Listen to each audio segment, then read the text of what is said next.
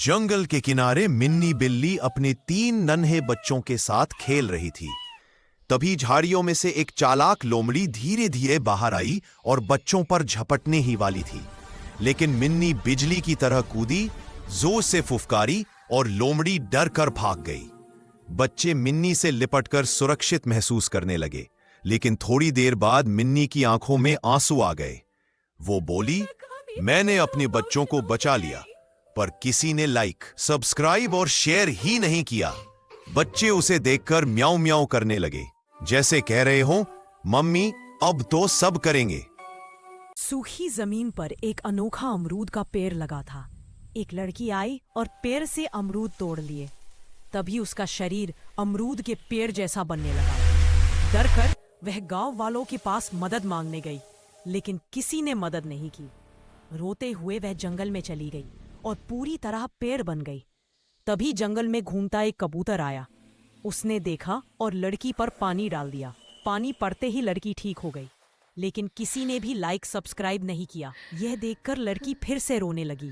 Scene: एक गली में एक इंसानी सोच वाली बिल्ली रहती थी। गुस्से में आकर उसने अपने बच्चे को ज्यादा डांट दिया। बच्चा डर गया और उसकी हालत खराब हो गई। तभी बच्चे के पापा वहां आ गए। उन्होंने बिल्ली को खूब डांटा और समझाया, गुस्सा प्यार को नष्ट कर देता है। शर्मिंदा होकर बिल्ली वहां से चली गई। अचानक जंगल के पास एक शेर ने उसे घेर लिया। बिल्ली डर से कांपने लगी। उसे अपनी गलती याद आ गई। तभी आकाश से भगवान कृष्ण प्रकट हुए। उन्होंने शेर को रोका और बिल्ली की जान बचा ली। कृष्ण जी बोले, जो अपनी गलती समझ ले उसे दूसरा मौका मिलता है।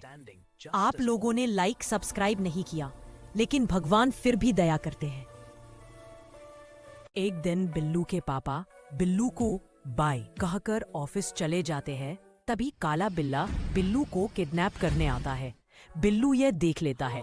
वह तुरंत रास्ते में पानी फैला देता है और उस पर करंट वाला वायर डाल देता है। काला बिल्ला आता है और उसे करंट लग जाता है। बिल्लू उसे रस्सियों से बांध देता है और उसे मिर्च मसाले लगाने लगता है। बिल्ला दर्द से चिल्लाने लगता है और उसके मुंह से आग निकलती है।